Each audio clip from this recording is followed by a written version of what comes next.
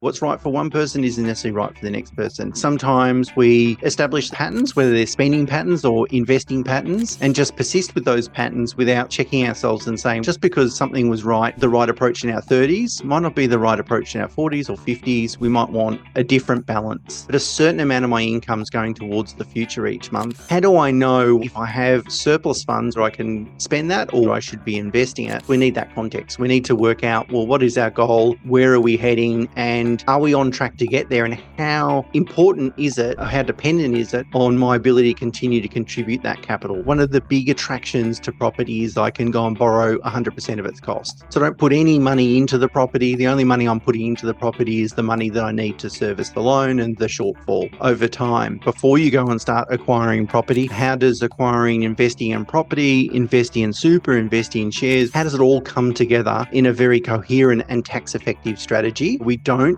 invest as much in property and find a bit more of a balance between property and shares. Welcome to Perth Property Insider, where you will learn how to grow your wealth and improve your life using Perth property. Our show is brought to you by Investors Edge Real Estate, the highly rated and award-winning property management, sales and buyers agency servicing the whole of Perth.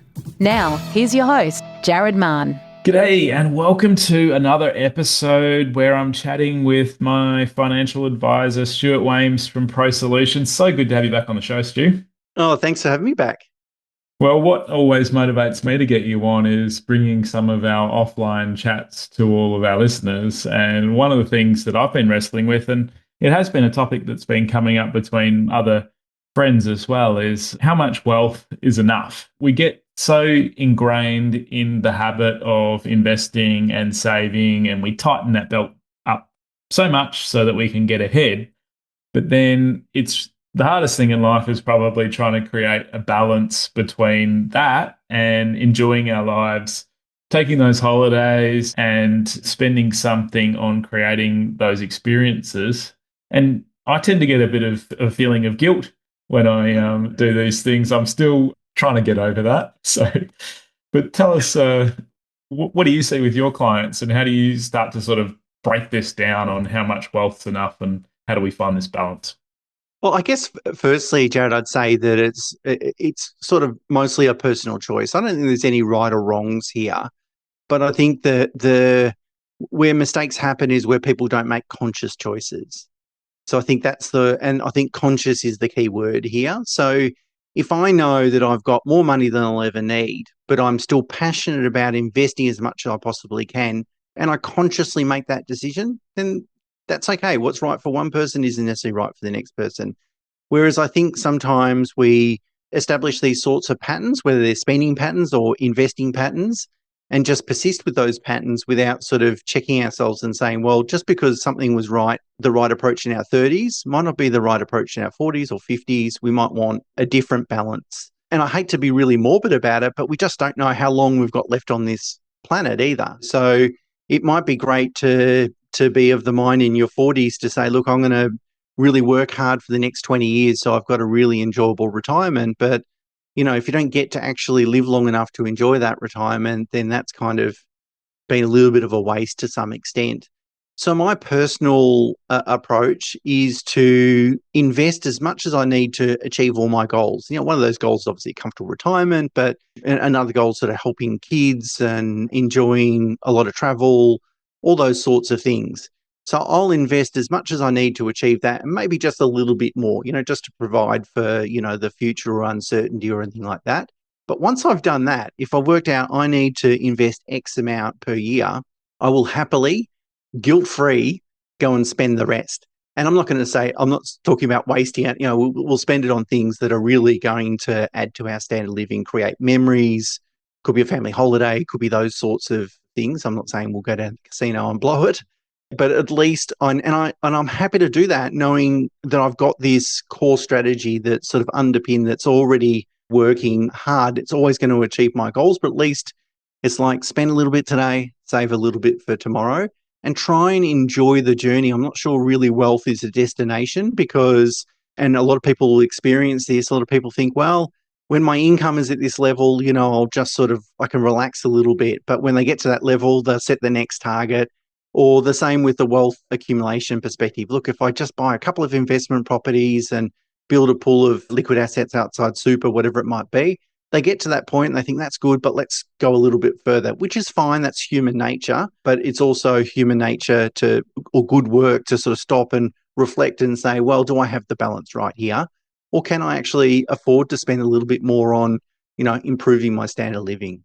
I definitely see a different mentality among the different generations as well, because my parents sort of worked so hard all their lives in the hope that in retirement they'd be able to do those extra things and they sacrificed a lot and told themselves, when I finally get there, then we'll do those things. And of course, things don't always turn out financially the way that you'd like, or they weren't necessarily even super clear on the investing that they needed to do to set themselves up for that. So it was really just the story they were telling themselves. But on the other hand, they weren't preparing and, actually taking the actions to set themselves up for that. So now they haven't enjoyed themselves that much along the way, and they're not necessarily enjoying themselves anywhere near as much as they could have in retirement if they'd planned and set themselves up. So that's really different mentality to what I see with the Gen Y and sort of upcoming generations, where it's like, we don't want to sacrifice everything of today. We want to enjoy a bit more of the journey. Is that what you sort of see among your clients? Yeah, money's very much a story we tell ourselves, and that story could be not only our own experiences, but the experiences of the family that we grew up in. And particularly if there's been some money trauma while we're growing up, that can certainly play out, as adults as well. In terms of, and that can work in both directions, right? I've got some friends that they had an experience like that, and they don't prioritize really saving for the future. It's all about today. But then also the reverse can be true. I can remember some clients that had a similar situation. They just were paralyzed. They didn't want to take any risk. They weren't, happy borrowing to invest in property and doing these sorts of things. So I think we've got to try and that's one of the benefits of getting some advice. The advice that an advisor will give you doesn't have that baggage. It's really just about looking at your situation and saying, well, here's all the steps that I think you should take over the next 20 years in order to achieve your goals. And if it's a good advisor, a lot of that will be sort of evidence-based, rules-based approach that is really just rooted in basic maths. And it helps us sort of, I guess, separate the emotion from the practicality of the financial decisions that we need to make and try to accommodate that.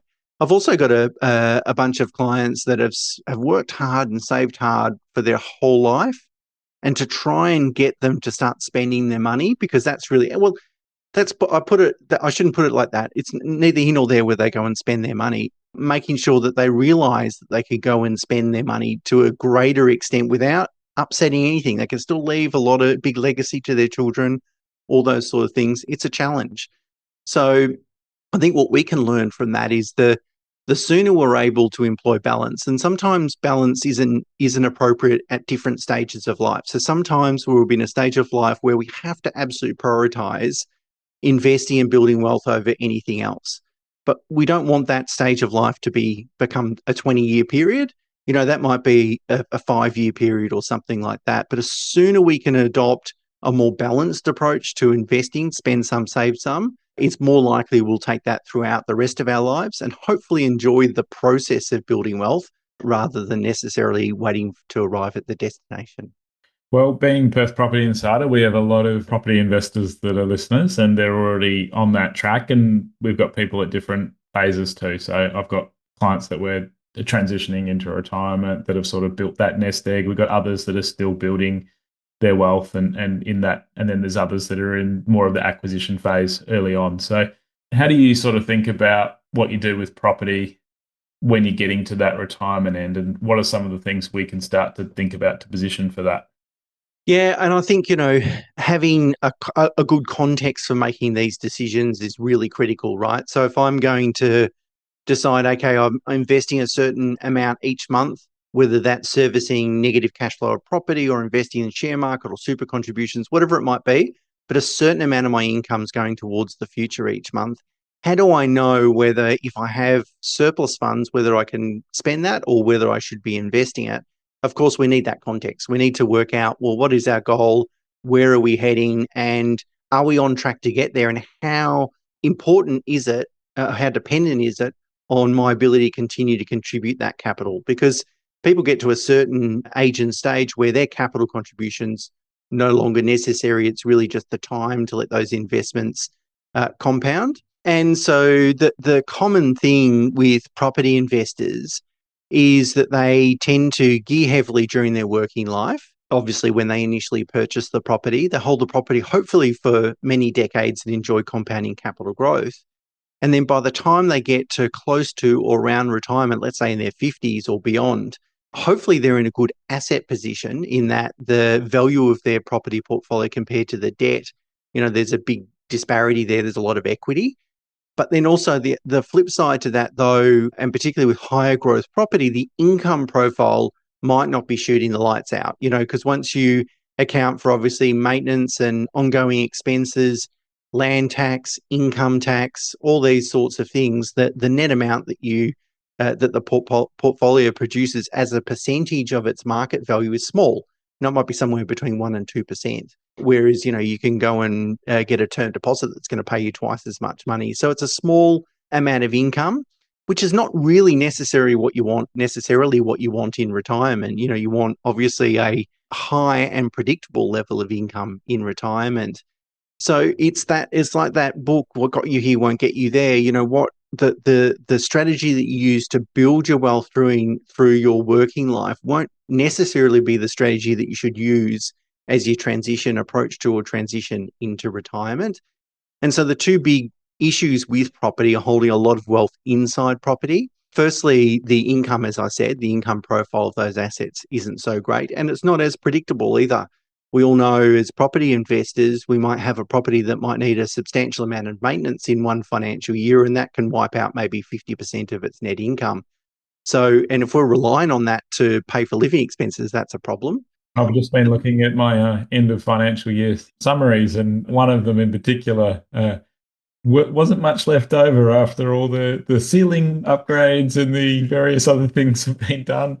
White ant barrier treatment, I had that renewed. That was expensive, and that one, if I was reliant on it, wasn't giving me much net.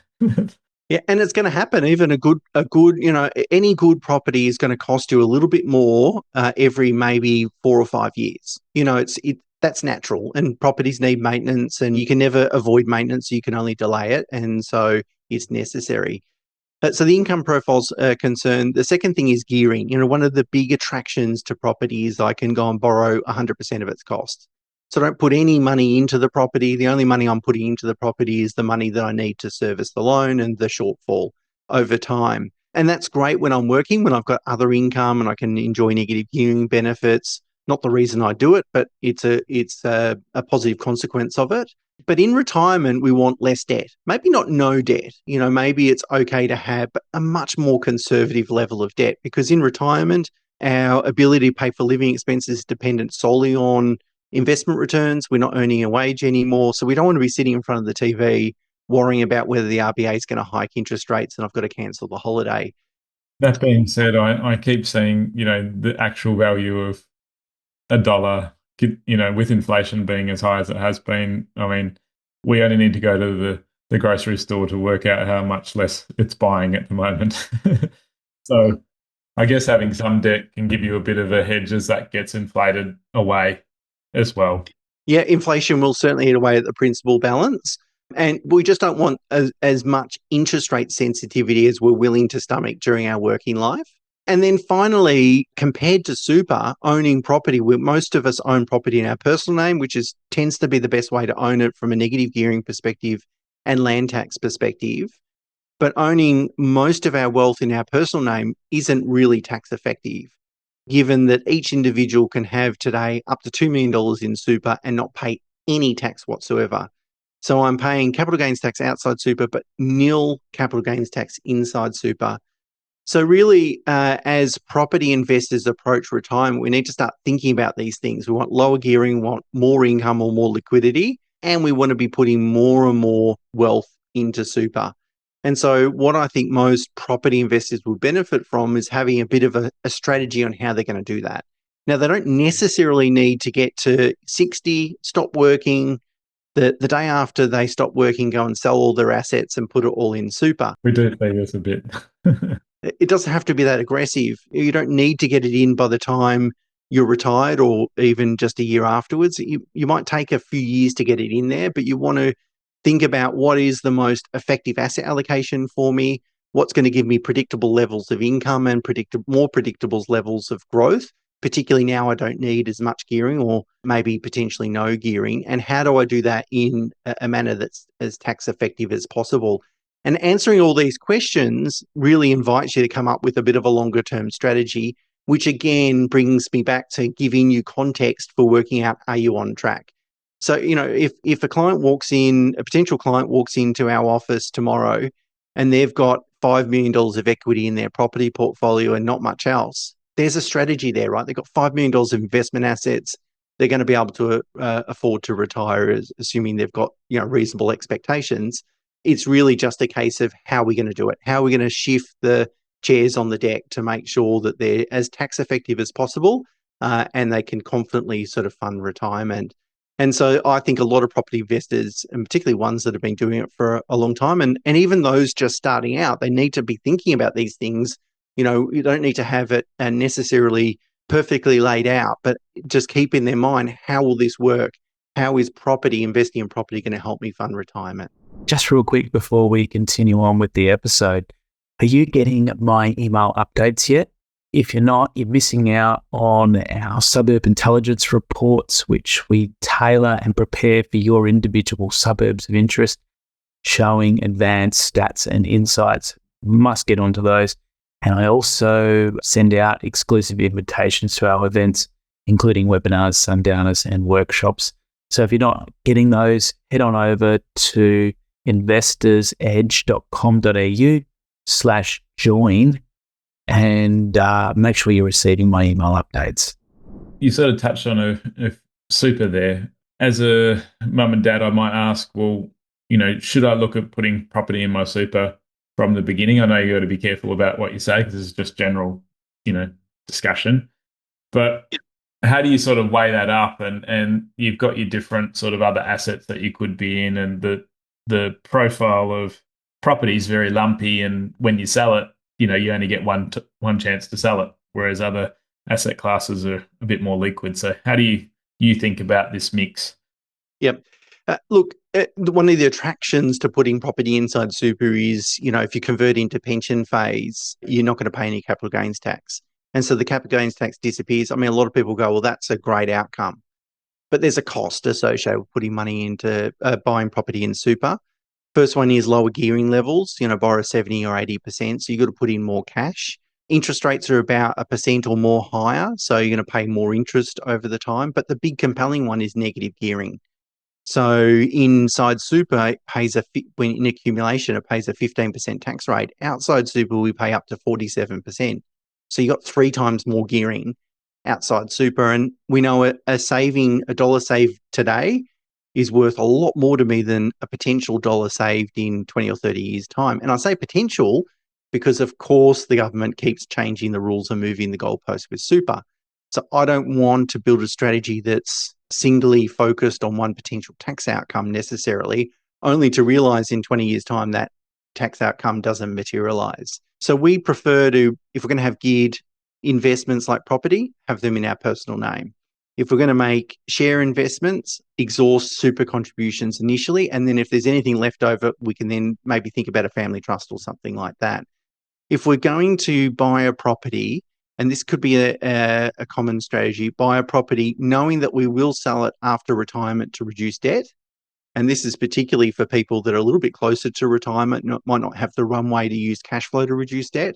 Well, then we might think carefully about it. And we might say, for example, buy 2 in our personal name and 1 in super in that situation, knowing that we're definitely going to sell that property within a shorter period of time. Maybe it's 10 or 15 years, for instance, or even buy a property in a company name can also help you minimize capital gains tax as well. But it all comes back to the strategy. And it's really about, if I can have $2 million in super each, so between, if you've got a spouse, that's $4 million in total.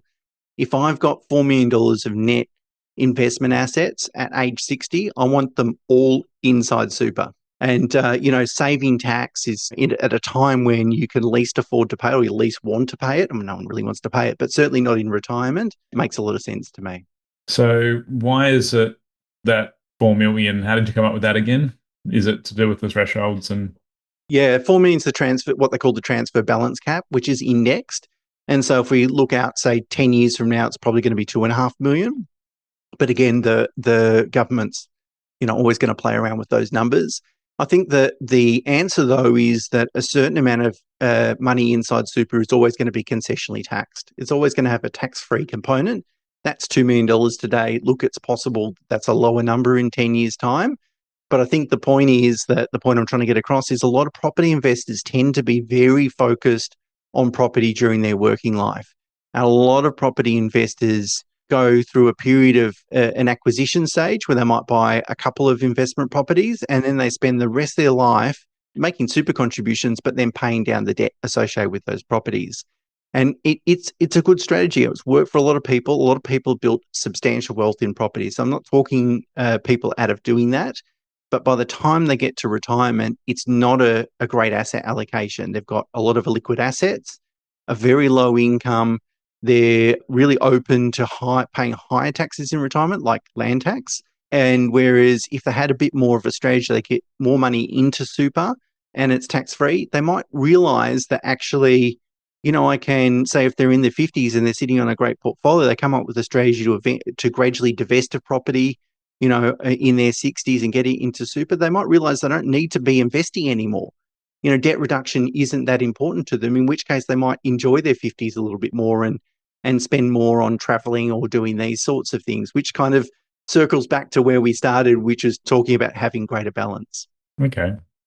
So let's say, is there anything else you can add to like how we transition that money in, or is it really going to be case by case? Because I guess you have to consider the other assets that you've already got in super. And if you leave your properties potentially compounding for longer outside before moving them in, there could be advantages to that. So how do you think about the timing? Anything else to say to that? Yeah, definitely. I mean, you've got to think about capacity to be able to restructure debt as well, where I find that's something that people can kind of fall foul on. If they take too much debt into retirement, they get into a position where they're locked into a particular structure and it doesn't give them the flexibility to potentially gradually sell down rather than needing to sell down in full. So what you're really saying there is they can't refinance and apply for loans or change that around because they don't have the income anymore to support it.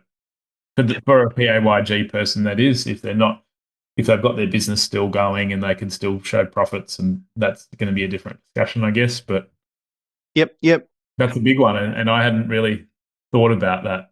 Yeah, a lot of people don't think about it really leading into retirement, or better to say, leading into a situation where you're going to be solely relying on investment income only.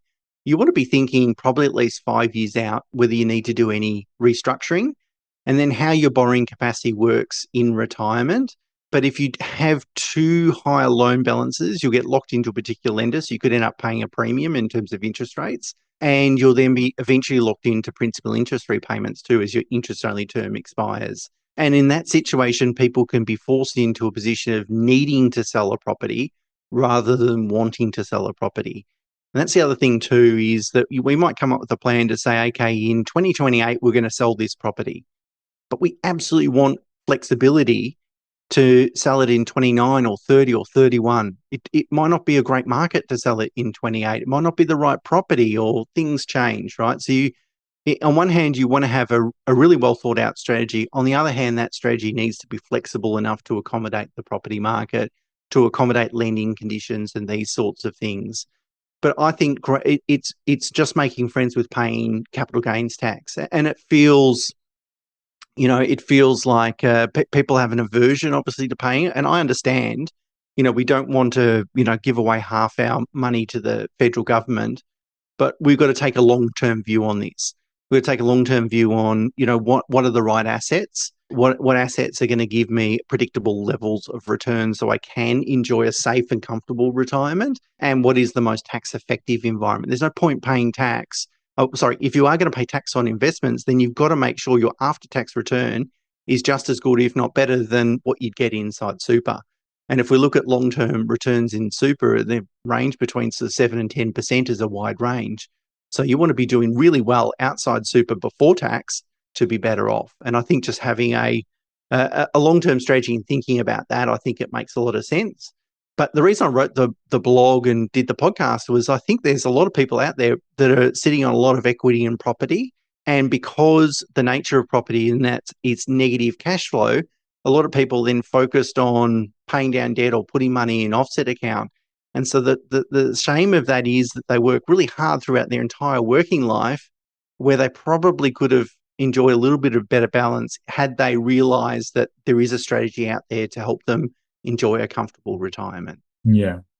So what you're saying is they're continuing to pay for this negative gearing, continuing to try to pay down the debt.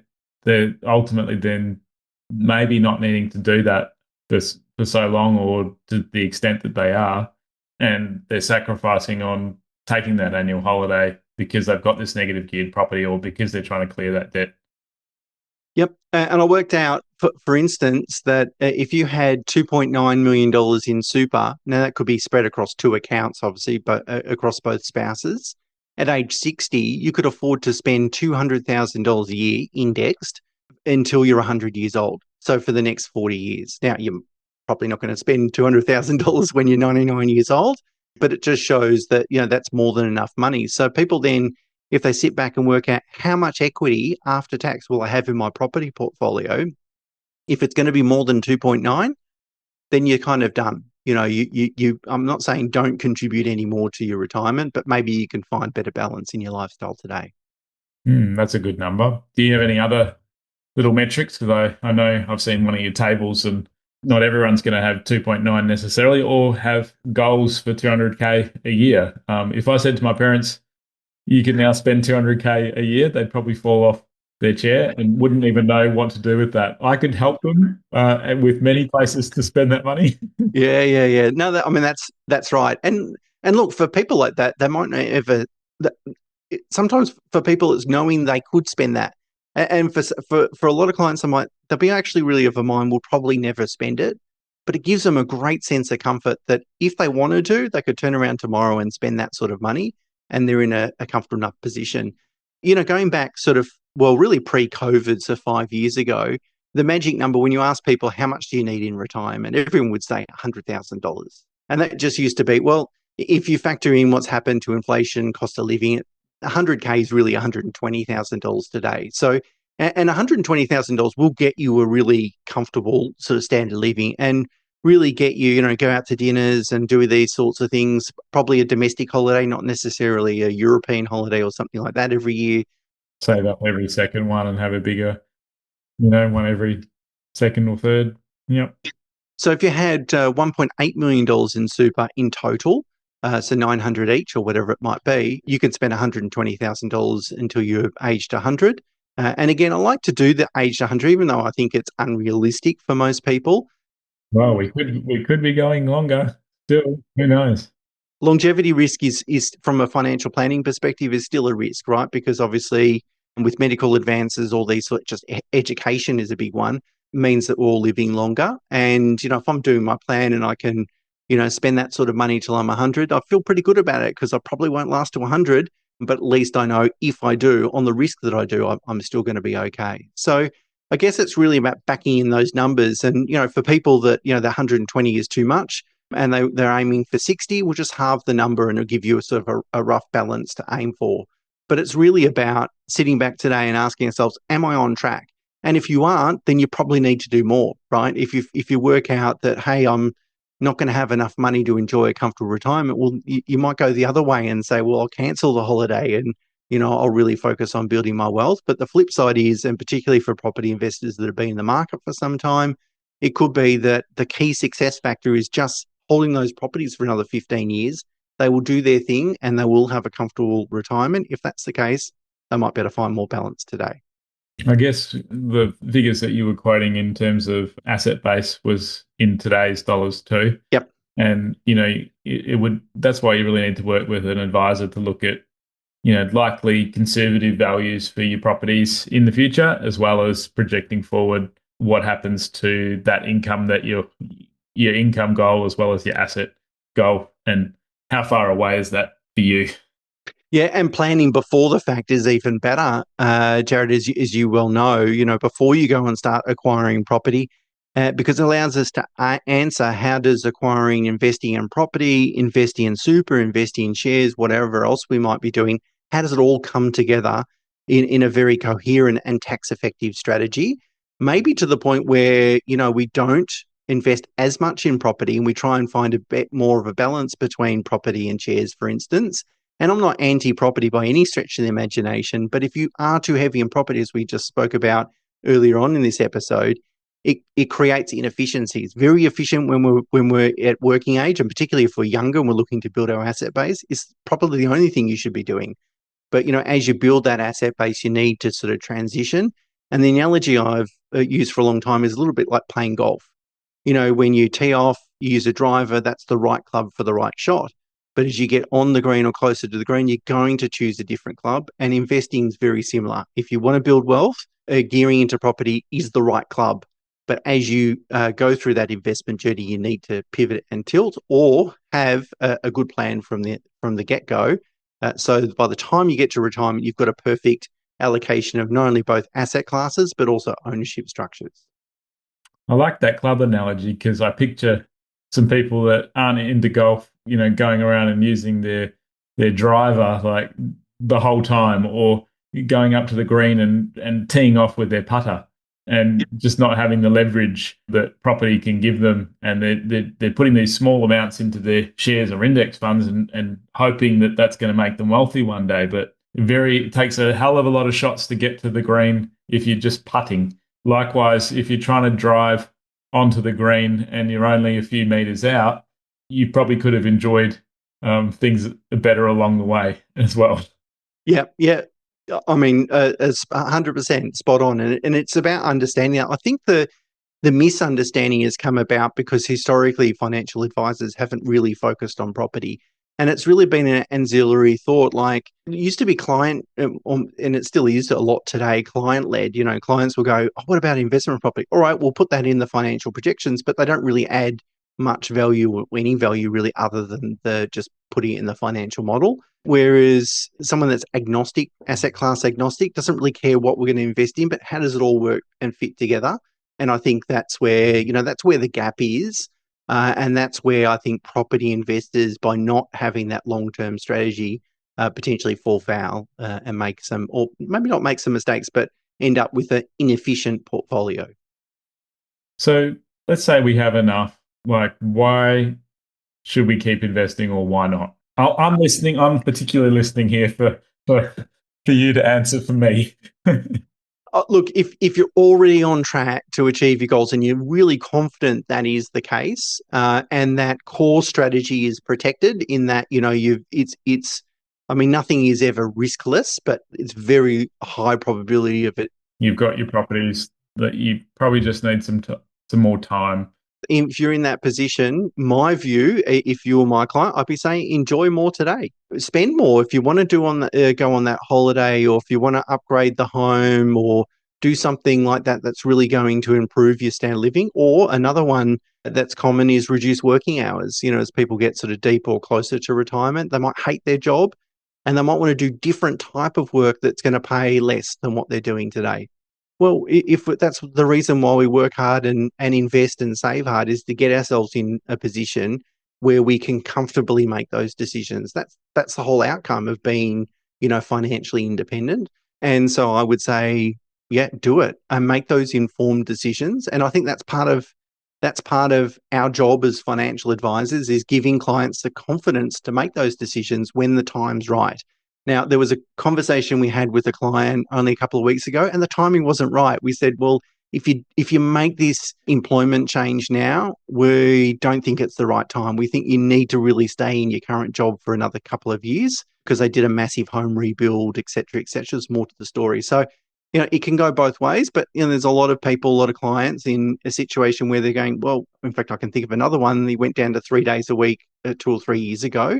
and that suited their family situation much better. And he had the confidence to do that because they knew they were on track. So it really comes back to the individual situation. But I think it's just about knowing that what's the point of killing myself today and investing another $20,000 this year if it's not really going to make a big difference in the long term? That's the way I look at it. And I would say, well, I'd rather spend that $20,000, go on a holiday with my wife and enjoy that opportunity to experience something new rather than having another $20,000 in my bank account in 40 years' time. Yeah. Well, I think that's a good place to end because we've come full circle now. That's right. I think it's a really good topic to think about because as financial advisors, we tend to be really focused on, we've got this much money to invest. How can we make as much money as possible? And of course, that's our job and that's what we should be doing. But I think it's good also to help clients reflect at times when they should be investing more or times where maybe they've got capacity to invest less and enjoy a better balance. And ultimately, I think that's the goal of a financial advisor, is to improve your current and future sort of standard of living, giving you that financial comfort and security. Awesome. Well, thanks for joining us, Stu. I'll put your details in the show notes and feel free to go over and check out Stu's podcast, Investopoly. So it's a weekly listen for me. I love it and definitely worth checking out. And you've got your book as well. So good places to start in your ecosystem. Awesome. Thanks, mate. I appreciate it. It's been fun as always. Thank you. Bye. Cheers. Just a reminder, the information discussed in this podcast is general in nature. As we don't know your specific situation, you should always seek professional advice before taking any action. For free market reports on your suburbs of interest and other helpful resources to grow your wealth, make sure you join my property investor update at investorsedge.com.au/join.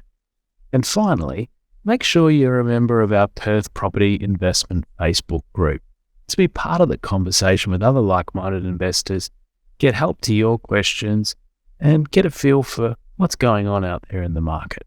I'll see you in the group.